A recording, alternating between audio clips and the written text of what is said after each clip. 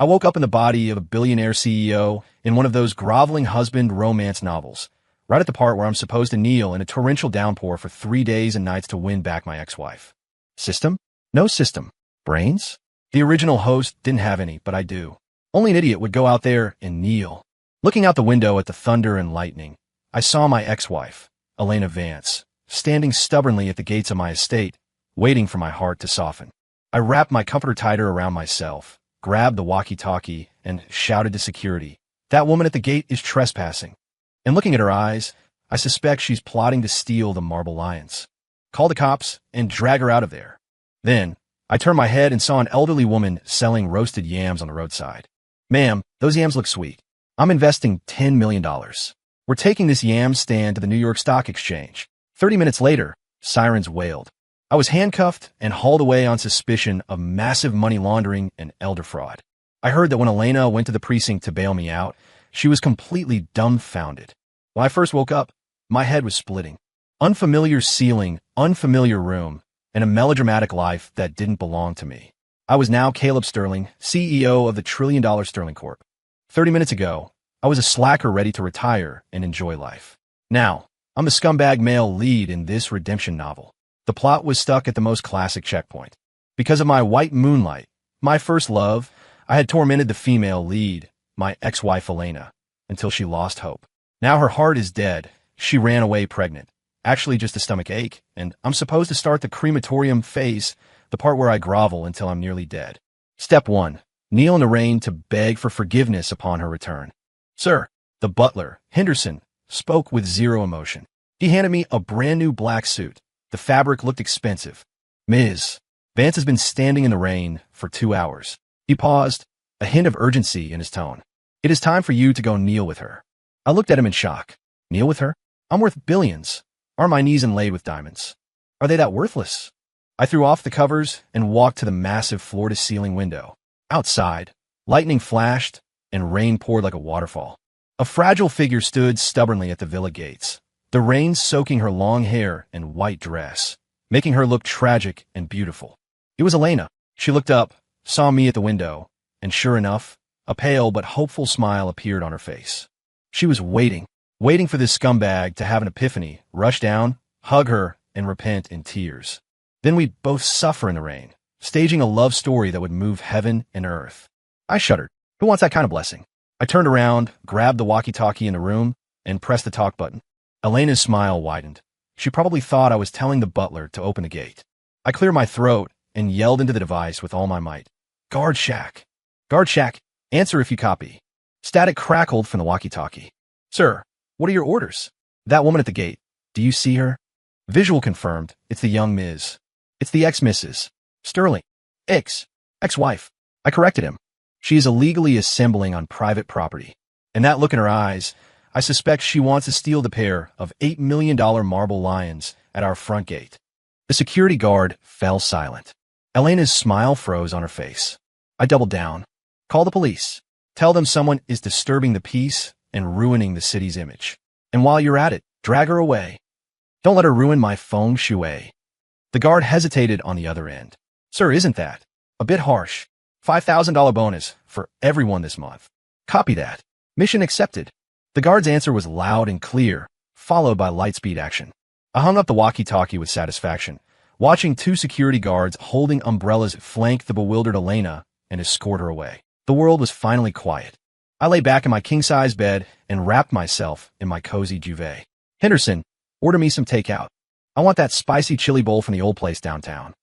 Henderson looked like he'd swallowed a fly. "Sir, the Michelin 3-star chef has already prepared dinner for you. Let him rest. His food isn't as good as the taco truck down the street." I waved my hand, intent on experiencing the joy of junk food. But then the delivery guy called to say the rain was too heavy, the roads were flooded, and he couldn't make it. A nameless fire surged in my chest. I, Caleb Sterling, financially free before transmigrating and a billionaire CEO after, couldn't even get a bowl of chili. I threw off the covers, changed my clothes, and decided to go out myself. I had to eat.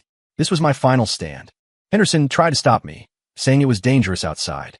I shot him a side eye and scoffed coldly, mimicking the original host. "Get lost." Henderson didn't dare argue further. The tyrannical CEO persona was actually quite useful sometimes. I drove the flashiest red Ferrari out of the garage and sped into the rain. Destination, downtown.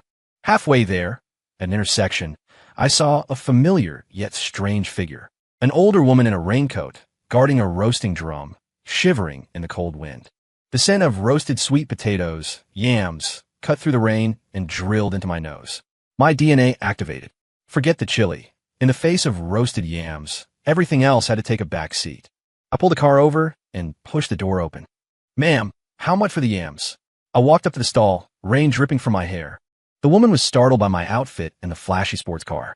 It took her a moment to react. $10 apiece, young man." "Give me one." "No, give me all of them." I pointed at every yam in her furnace and warmer. The woman's hand shook, nearly dropping her tongs into the fire. "Young man, I have over 20 left." "It's fine, I can eat them." I pulled out my phone to pay. The woman deftly packed all the yams into a large bag, the wrinkles on her face blooming into a smile. I took a piping hot yam, peeled it, and shoved it into my mouth. So sweet. That's the stuff. This is the happiness carbohydrates should bring. Looking at the honest, simple smile of the woman in the wind and rain, a great idea suddenly was born in my mind. Yams this delicious, sold only here. A waste of talent. Caleb Sterling, a rich man dedicated to doing the bare minimum. Why couldn't I do something meaningful? Like supporting the real economy. Mom. I swallowed the yam, my expression solemn. "Yes, young man. Do you want to go big? Create a legacy?" She looked at me like I was an idiot. "Young man, what are you talking about?" I pointed at her yam stand with soaring ambition. "Does your yam have a dream? Does it want to leave this street corner and charge into the world?" The woman silently moved her cash box behind her back, watching me warily. "Young man, I just want to sell out early and go home to hug my grandson." "No, you don't." I categorically denied it. "Your dream is to open a yam franchise on the NASDAQ. Let the whole world taste this damned sweetness." I pulled a checkbook and a fountain pen from my suit's inner pocket. I grabbed them from the study on my way out, thinking they might be useful. And they were. Caleb Sterling, in the name of Sterling Corp., formally invest in you. I scribbled a string of zeros on the check. 10 million. Angel round funding. "Is that enough?" I handed the check to her. The woman let out a yelp, scooting back 3 feet, chair and all, dropping her shovel. You. Stay back." She tremblingly pulled out a flip phone. "Hello, police." "Yes." Intersection of Main and 5th. There's a lunatic in a suit driving a sports car. He wants to launder money through me. "Yes. 10 million. Come quick. I think he wants to rob my yams." "Me? I just wanted to be a quiet angel investor. How did I become a money launderer?"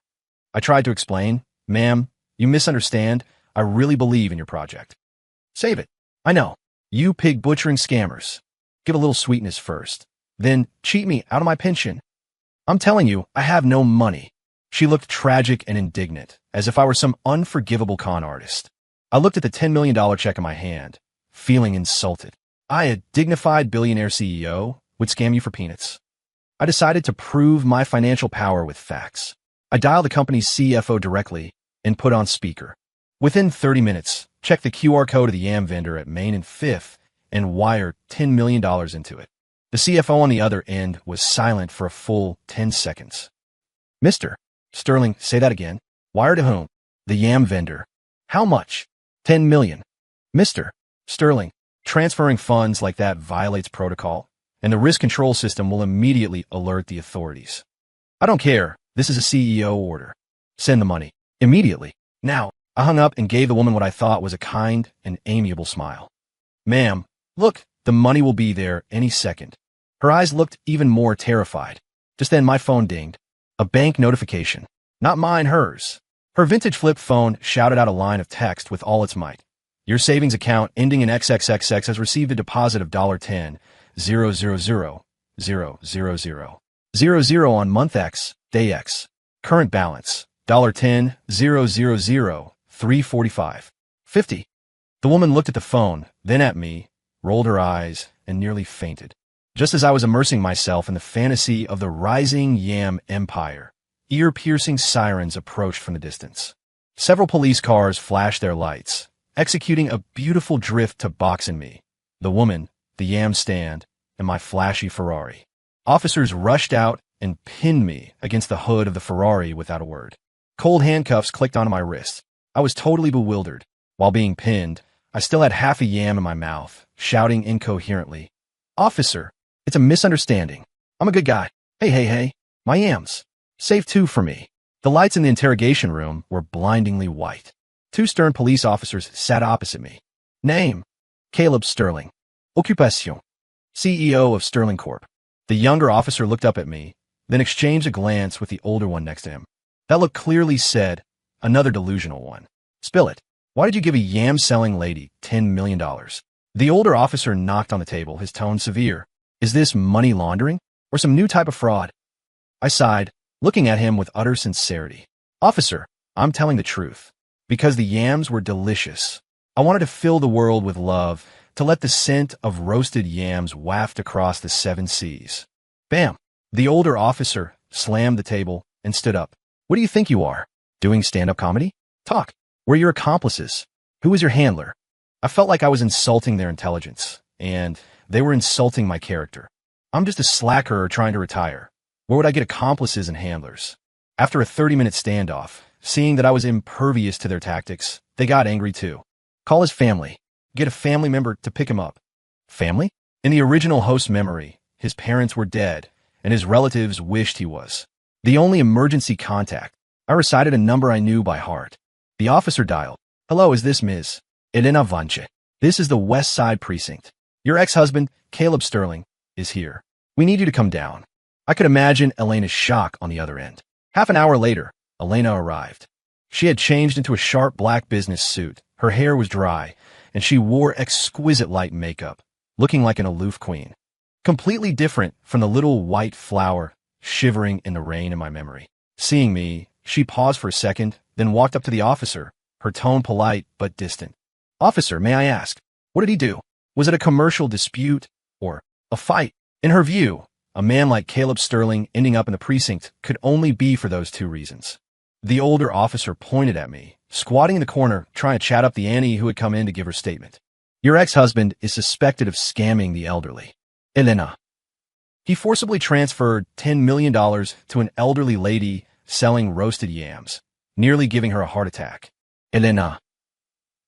The expression on her face was spectacular, like she had just heard a fairy tale from Mars. The cold-blooded, profit-driven Caleb Sterling scamming an old lady selling yams? For what? Her roasting drum?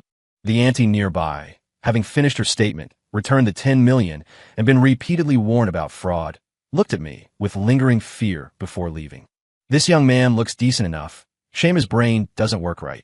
Officer, you educate him well. Don't let him out to scare people again. Me. Finally, after Elena paid bail and signed a guarantee to keep a strict watch on me, I walked out of the police station. Outside, the flashy Ferrari had already been towed. Elena's car was parked by the curb. It was a low-profile compact sedan. She opened the door and looked at me expressionlessly. I consciously got in the passenger seat, still clutching the last 2 cold yams the police officer had gifted me. The car was dead silent. I could feel Elena's gaze landing on me from time to time, carrying a trace of incomprehension. She was probably using her CEO novel logic to frantically analyze my behavior today. Was he triggered by the divorce? Is he self-destructing? Or is this some new ploy to get my attention? I silently took a bite of the cold yam. Actually, it was still pretty sweet cold. I handed the other one to her, trying to break the awkwardness. Thanks. I'll wire you the bail money later. You want this? It's pretty sweet. Elena looked at the yam in my hand, then at my sincere, tried expression. Finally, a crack appeared in her aloof mask. She didn't take it, just started the car. Caleb, what exactly are you trying to do? Her voice carried a hint of exhaustion. What could I do? I was just hungry and wanted a yam. The car drove all the way back to my villa. As soon as we entered, I smelled pungent perfume. On the living room sofa, a woman wearing a skimpy silk nightgown stood up and walked toward me with a seductive sway. Vanessa Cole. In the original novel, she was my white moonlight, a high-level manipulator. Also the direct trigger for my divorce from Elena. Caleb, you're back. She spoke in a sugary voice, eyes glistening as if she had suffered a great injustice. I heard you were in a bad mood, so I came specifically to keep you company. She leaned in, trying to fall onto me. According to the original plot, I should treat her as a substitute for Elena right now, hug her while calling Elena's name, and stage a heart-wrenching substitute lover scene. Or coldly tell her to get lost to show my deep love for Elena. I looked at her, and suddenly a light bulb went on. Right, why didn't I think of that? You're just in time. Seeing my attitude wasn't as cold as usual, a shy smile appeared on Vanessa's face. She lowered her head slightly, waiting for my embrace. I walked right past her to the corner of the living room. The toilet in the second-floor guest bath is clogged. Henderson is off today, and I couldn't fix it. I grabbed a brand-new plunger from the utility closet and shoved it into her hand. You know how to plunge, right? Vanessa froze, clutching the cold rubber handle. Caleb, I came to keep you company. What uses company? I looked at her with disgust. Can you unclog a toilet? Can you flush down the things that shouldn't be seen? If not, don't block the way. Go plunge it. I pointed upstairs. If you don't clear it, I'm docking your allowance for the month. Vanessa was completely petrified. She probably never imagined in her life that her carefully prepared honey trap would turn into a plumber trap. Her face turned red, and clutching the plunger, she went upstairs in humiliation. I sat on the living room sofa with a clear conscience, turned on the TV, and started watching SpongeBob SquarePants. After a while, the sound of Vanessa gagging drifted down from upstairs. I frowned and turned up the volume. Too loud, it's affecting my cartoons. Just then, the doorbell rang. I thought Henderson was back, but when I opened the door, it was Elena returning. She was holding a first aid kit. Seeing me answer the door, she paused. Your car was towed. I was worried you'd get sick from the rain, so I brought some cold medicine. Her expression was still cold, but her actions betrayed her concern. Before I could speak, a scream came from upstairs, followed by a loud clatter. Vanessa rushed down, holding the plunger stained with unidentifiable filth, tears streaming down her face. Her silk nightgown was splattered with yellow-brown spots. Caleb Sterling, you bastard. You humiliated me. She screamed, winding up to throw the plunger at me. Me, Elena, and Vanessa. 3 people in the entryway, looking at each other. The air was dead silent. Elena's gaze moved from me to the weeping Vanessa, and finally landed on the dripping plunger. I could see her hand gripping the first aid kit trembling slightly. She probably thought Vanessa and I were upstairs playing some very intense kink. And because we took it too far, Vanessa was this upset. After all, it's hard for a normal person to connect billionaire CEO, first love, and unclogging toilets. Elena's face went from white to red, then red to green. She looked at me, her eyes filled with deeper confusion and suspicion than at the police station. Is there something wrong with this world? Elena eventually said nothing, shoved the kid into my hands, and turned to leave. Her retreating figure looked like she was fleeing a crime scene. I solved the Vanessa problem, felt great, and had a good sleep. The next day, refreshed, I went to the office. And right at the entrance of Sterling Corp., I was blocked by a mob. Leading the pack was a young man wearing a tight black t-shirt, skinny jeans, and knockoff designer slides with socks. He had dyed blonde hair and temporary tattoos of dragons and tigers on his arms. He was leading a dozen brothers of the same aesthetic, aggressively blocking the company entrance. Caleb Sterling, get your ass out here. The blonde kid waved a steel pipe, shouting at the office tower. You dare bully my sister. If I don't kill you today, my name isn't Vance. I stood in front of the floor-to-ceiling window in the CEO's office, looking at the familiar yet strange figure downstairs. Tyler Vance, Elena's biological brother, the malicious brother-in-law from the original novel, a terminally ill case of middle school syndrome who was dedicated to killing me, but whose IQ was always offline. The head of security had already taken his team down and was preparing to clear the scene. Hold on. I stopped them via walkie-talkie. Looking at the spirited young lad downstairs, I suddenly felt he had unique bone structure, a moldable talent. I adjusted my tie and took the elevator down. When I appeared, Tyler's arrogance flared even higher. Caleb Sterling, you bastard. You finally dared to come out. He waved a steel pipe and charged at me. The security guards behind me immediately stepped forward, but I raised a hand to stop them. Looking at Tyler's familiar outfit, especially those skinny jeans and slides, a dusty switch for tacky aesthetics, deep in my soul was flipped. It felt endearing. You're Tyler. I looked him up and down. Cut the crap. Today, either you kneel and apologize to my sister, or I break your legs. He was menacing, but the eyes of his dozen brothers were wandering, constantly glancing at our company's gleaming entrance and the pretty receptionists. I ignored him, pulled out my phone, and brought up a recruitment ad I had HR make overnight. Sterling Corp Security Department, urgent hiring. I turned the screen toward the gang of hooligans. Salary, $4,000 a month, full benefits for 01k, room and board included, double pay at Christmas. The steel pipes in the hands of Tyler's brothers froze in midair. A kid with green hair whispered, Bro, Does full benefits mean dental? Tyler was furious, turning back to roar. Have some self-respect. We're here for revenge. I leisurely added, Captain gets $10,000 a month, a company car, and a private office. Tyler's expression solidified. He looked at me, then at the steel pipe in his hand, and finally at the row of majestic guards in crisp uniforms behind me. He hesitated. Truly, he hesitated for only 3 seconds. Bro! Tyler threw the pipe down with a clang, rushed in front of me, and rolled up his sleeves to reveal his not-so-impressive biceps. Look at this build. Look at these muscles. Can I take a hit, or what? Can I fight? He patted his chest with a look of sincere desperation. Pick me. I don't need 10,000, bro. Give me 9. My boys can work too. Give them 3,000. No, 2.5. They listen to me. Point and shoot. Me. Was this hostile takeover a bit too smooth? Just then, a compact sedan screeched to a halt at the curb. Elena, worried her brother would actually do something stupid, rushed out of the car. Tyler, stop. Don't you dare. Her voice arrived before she did.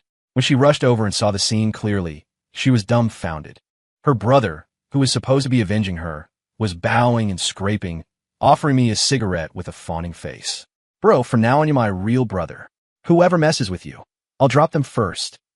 Elena stood frozen, watching Tyler slavishly accept the security uniform I handed him, watching him lead a group of minions in a bizarre salute to me. She looked at me, then at her instantly traitorous brother. I felt her worldview had completely collapsed today. The world had gone mad. The Sterling Corp annual charity gala was held at the city's top hotel. Celebrities gathered, stars shone.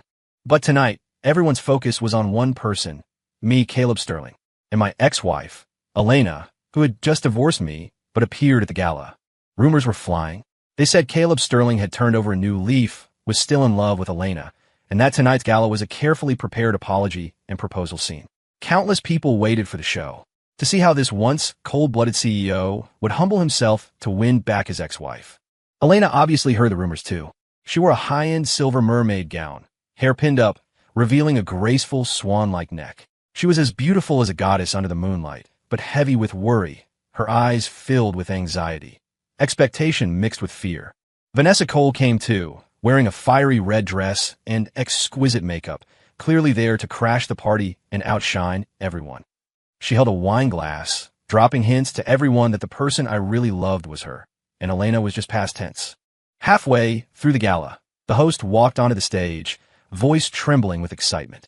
Ladies and gentlemen, next up is the most thrilling moment of the night. Let's welcome with the warmest applause the CEO of Sterling Corp, Mr. Caleb Sterling, and his date for the evening. Snap! All spotlights instantly converged on the ballroom entrance. The music swelled, and the doors opened. Everyone held their breath. Elena tightened her grip on her wine glass. Vanessa revealed a triumphant smile. I, wearing a priceless bespoke suit, hair combed meticulously, walked in with the slow, confident stride of a CEO. On my arm was a lady. She wore a clearly ill-fitting purple evening gown, her hair hurriedly pinned up, a look of unease on her face. In her hand, she tightly clutched a freshly roasted, steaming yam. It was Annie Mae, or Mama Rosa, the street vendor I had scammed a few days ago. The room fell into a deathly silence. The music stopped. Everyone's expressions froze like someone hit pause. Elena's mouth fell slightly open, and her wine glass dropped onto the carpet with a clatter. Vanessa's smile froze, looking uglier than crying. Only the Annie on my arm was shivering and asking me, Yo, young man, there's so many people here, and the lights are so bright. Can I set up my stall? My yams are still hot. I elegantly took the roasted yam from her hand, walked onto the stage, and took the microphone from the host. Ahem. I cleared my throat, facing the guests, and introduced her solemnly. Allow me to introduce the lady beside me, my strategic partner, the future yam queen, Ms. Mama Rosa. The shareholders below turned green. Ignoring them completely, I began my serious nonsense. Yams, a gift from the earth, the soul connecting us to nature. Humble, yet containing immense energy. I, Caleb Sterling, hereby announce that Sterling Corp's future strategic focus will shift entirely. Entering modern agriculture, our first goal is to build a world-class yam supply chain. The crowd was in an uproar. Vanessa finally found her chance. She stepped forward, voice dripping with mockery. Caleb, have you lost your mind? Saying things like this at an event like this. Where do you put the Sterling family's dignity? I looked down at her, then at the yam in my hand. That face of yours is caked like a drywall project. The powder is thick enough to spackle a hole. It has less texture than the skin of this yam. Buffed. Somewhere in the audience, someone couldn't hold back a laugh. It was Elena. She covered her mouth, shoulders shaking, eyes twinkling with bright laughter. It was the first time since she left me that I saw her smile so happily, so genuinely. Looking at her smile, my heart suddenly skipped a beat. Oh no, the plot is going wrong. She doesn't actually have a thing for this kind of stupidity, does she? After the gala, Elena's mind was in chaos. She went home, locked herself in her room, and stayed up all night. She reviewed all my recent erratic operations, calling the cops to drag her away in the rain, throwing 10 million at a yam lady and getting arrested, making her White Moonlight Vanessa plunge a toilet, hiring her delinquent brother as a security captain, and announcing a partnership with a street vendor in front of the city's elite. Every single thing was absurd to the extreme. Every act seemed like something only a mentally unstable person would do. Her best friend heard the story, slapped her thigh, and came to a shocking conclusion. He's trying to get your attention. Elena. The friend shouted over the phone. Think about it. What was Caleb like before? Cold, aloof, unapproachable. And now, for you, he's willing to disguise himself as a lunatic, a fool. He's doing all these ridiculous things just to make you see him again. He's using this self-destructive method to express his regret and pain. Elena was stunned. Was that it? For the sake of winning her back, he even utilized an innocent yam lady and gambled the entire group's reputation. What painstaking effort! Elena was moved.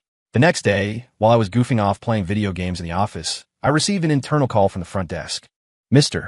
Sterling, Ms. Vance sent you a love bento. Me? Love bento? Shouldn't she hate me to the bone? I looked at the exquisite 3-tiered lunch box the secretary brought in. Top tier, sushi and sashimi. Middle, wagyu beef. Bottom, tempura. All my favorites from before. I frowned and slammed the lid shut. Not as good as yams. I pushed the box aside and shouted at the door, Tyler. Tyler, wearing his security captain uniform, rushed in like a puppy. Boss, what's up? I'm gifting this to you. I pointed at the food. Tyler's eyes lit up, his voice cracking with excitement. Thanks, bro-in-law. You're too good to me. He hugged the box, nearly crying with emotion, then immediately snapped a photo and posted it to his Instagram story. Caption, my brother-in-law is the best in the world. Gave me his love bento. 3. Far away in her own office, Elena scrolled past this post. She looked at the photo of the exquisite Japanese food and Tyler's caption, brother-in-law, and her eyes grew hot. He really loves me, so he loves my family too. He's being so good to my brother just to please me. Elena couldn't sit still anymore. She decided to personally visit the office to surprise Caleb. So, when I had my shoes off, feet propped on the desk, picking at my toes while reading spicy fanfiction on my tablet with a chip hanging from my mouth, my office door was slammed open. Elena stood there, holding a bouquet of flowers. Our eyes met. The air froze instantly. My toe picking froze. I forgot to chew the chip. Elena's pose holding the flowers stiffened. 1 second. 2 seconds. I silently took my feet off the desk, put on my shoes, and cleared my throat. So, if I said I was practicing a very new form of yoga, would you believe me? Elena looked at me, her eyes suddenly reddening, large tears rolling down without warning. She choked back a sob, walking toward me step by step.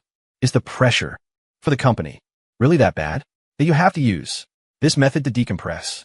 Me? No, lady, isn't your imagination a bit too strong? I'm just purely too lazy to sit properly. Vanessa wasn't willing to be discarded just like that.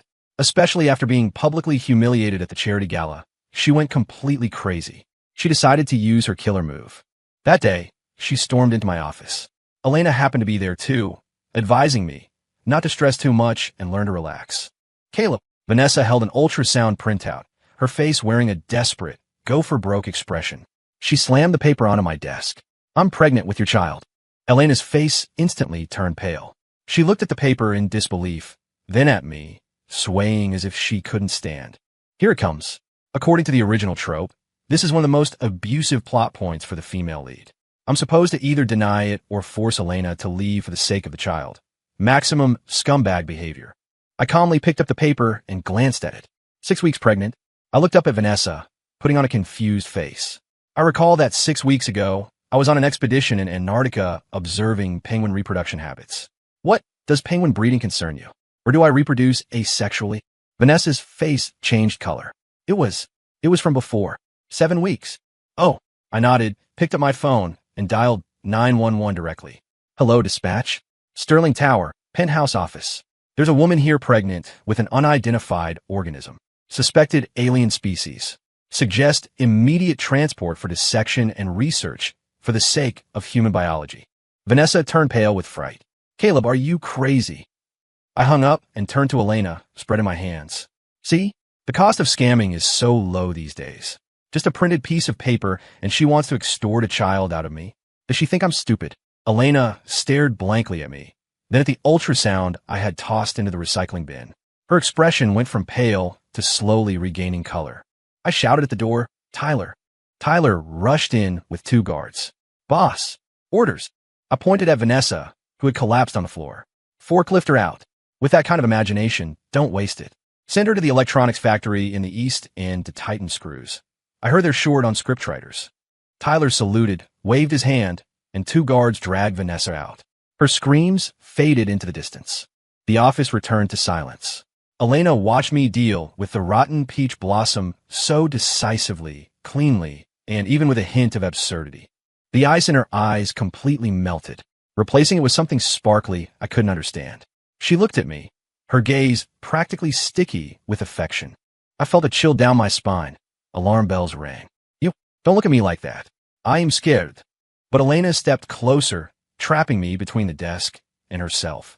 She reached out and touched my face. Caleb. Her voice trembled with a tenderness I had never heard before. How long? Do you intend to keep pretending? Me? Pretend? What am I pretending? I'm just being myself. Elena began her aggressive offensive. Sending flowers, sending food, sending supplements. She even moved back into the villa under the pretense of supervising me so I don't go crazy again. Every day, I open my eyes to see her face written with I understand you. I feel for you. I was terrified. The plot had completely collapsed. Where was the crematorium? Where was the angst? Why had this turned into a sweet pet novel where the ex-wife chases the husband? I don't deserve this. I just want to slack off. I have to escape. So, on a dark and stormy night, I left a letter, packed a small bindle, and secretly ran away. In the letter, using all my literary talent, I wrote, "The world is big. I want to see it. Don't look for me." When Elena saw the letter the next morning, combined with my recent series of mental instability, she had a breakdown on the spot. The after effects of all those tragic romance novels she'd read exploded in her brain. He ran. He left a letter like this. He must have a terminal illness. He doesn't want to drag me down. So he chose to go to a place where no one knows him to die alone. Oh God, Caleb, why are you so stupid? Elena immediately mobilized all her connections and began searching the world for me. Meanwhile, I was in a rural ravine somewhere, happily digging yams with my strategic partner, Mama Rosa. Her son lived here and had a huge patch of land. Wearing work boots, a white towel draped around my neck, I swung a hoe, feeling the joy of manual labor. Young Caleb, looking at your build, you've clearly never done farm work. You're uncoordinated, just digging a yam. Mama Rosa critiqued me cheerfully while guiding me. I wiped off my sweat and grinned. Mama, this is called immersive life experience. Just as I was digging with gusto, a massive roar came from overhead. I looked up and froze. Dozens of helicopters, a black mass, hovered over this small hillside. The scene was more exaggerated than a Hollywood blockbuster. One helicopter lowered a rope ladder, and an agile figure slid down. It was Elena, looking heroic in a black tactical suit. She jumped off the ladder, pushed through the yam vines blown sideways by the rotor wash, and hugged the muddy, dumbstruck me. Caleb, she held me, crying loudly. I found you. Don't be scared. If you're sick, we'll cure it together. If money isn't enough, I have more. Please don't give up. I was being strangled breathless, holding a hoe, bewildered in the wind. The surrounding villagers all poked their heads out to watch. Hey, isn't that the new farmhand at Mama Rosa's?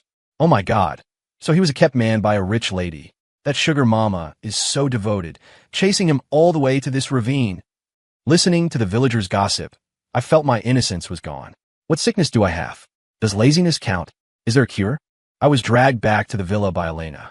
The next day, a whole team of medical experts came and gave me a comprehensive checkup from head to toe.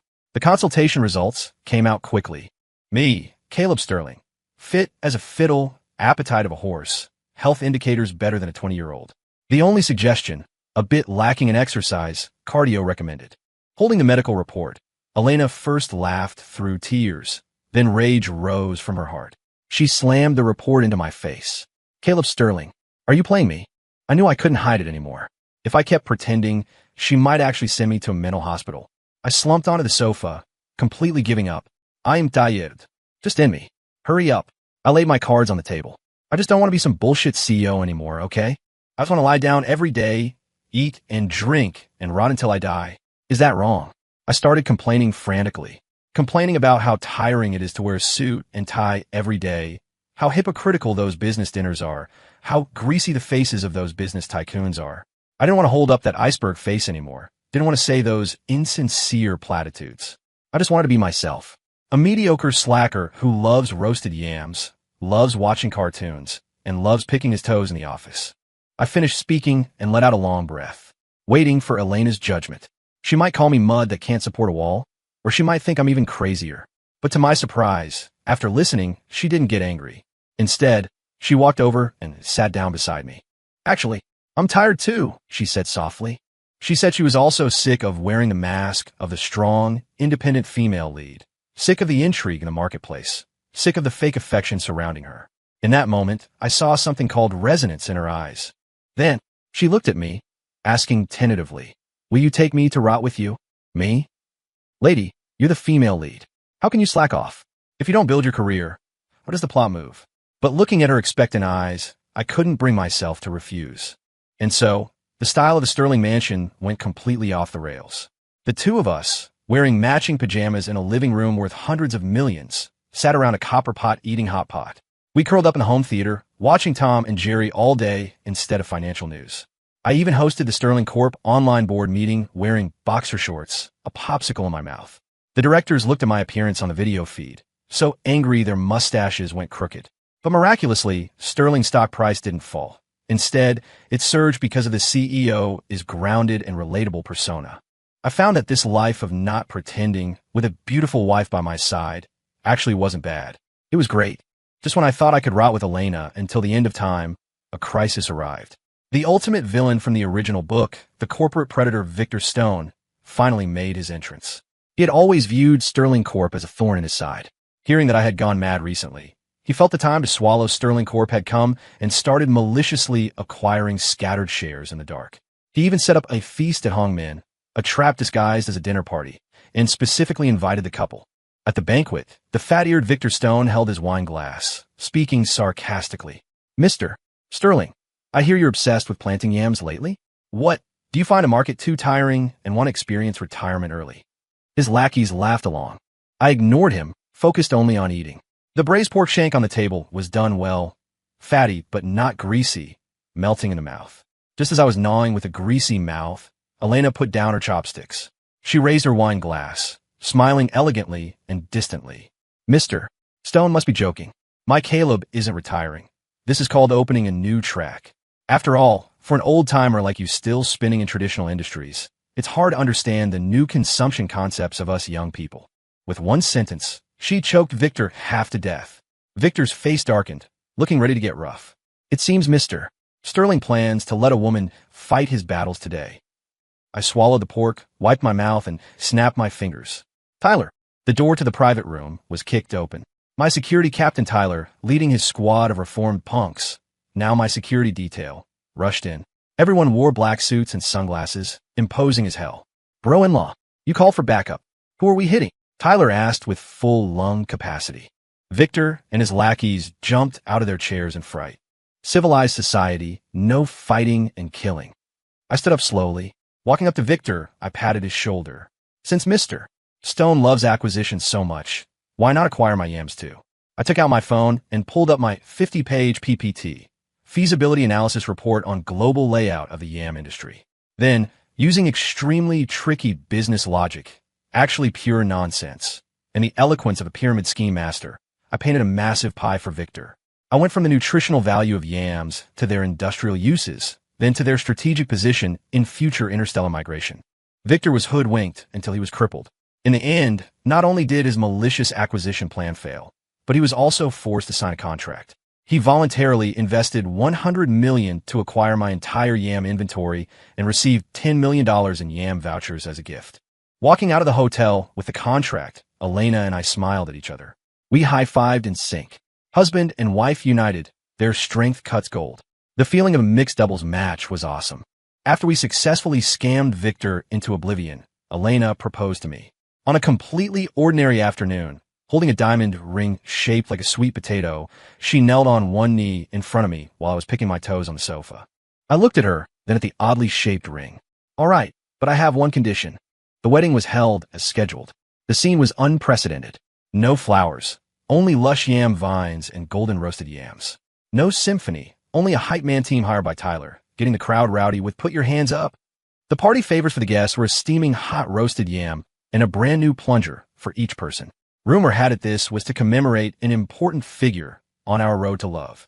Far away in the electronics factory tightening screws, Vanessa watched the wedding live stream and shed tears of regret. Or maybe her eyes were just tired from tightening screws too long.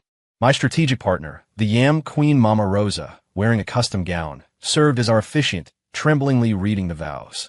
Tyler acted as the MC, shouting into the microphone. Next, the groom. Kiss his bride.